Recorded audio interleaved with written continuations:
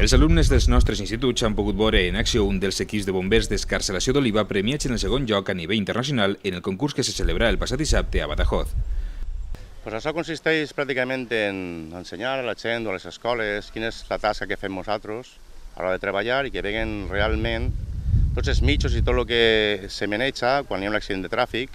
i la importància que té el fer un rescat en condicions, en arreglo a l'estat físic de la víctima d'aquest atrapament. La Delegació de Seguretat Ciutadana de l'Ajuntament d'Oliva, conscient de la importància i la necessitat de fomentar l'educació vial, ha realitzat un simulacre de bombers especialitzats en l'escarcelació de víctimes de trànsit a les instal·lacions del Parc d'Educació Viària d'Oliva.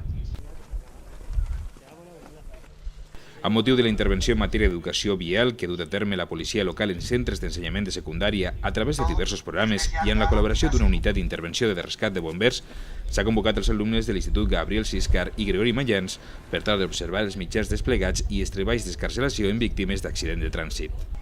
El cap de Centre d'Educació Vial ens explica. El que estem fent és que, com estem portant endavant un projecte en els PQPIs dels dos IES de la localitat d'Oliva,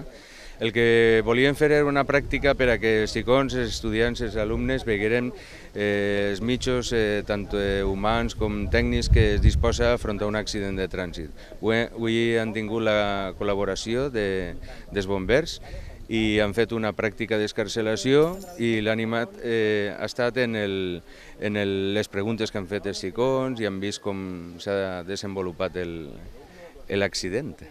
Està molt bé el simulacre en els bombers, també són els segons de la comunitat i està molt interessant perquè veus tot el funcionament de com escarcelen una persona. Damunt està molt coordinat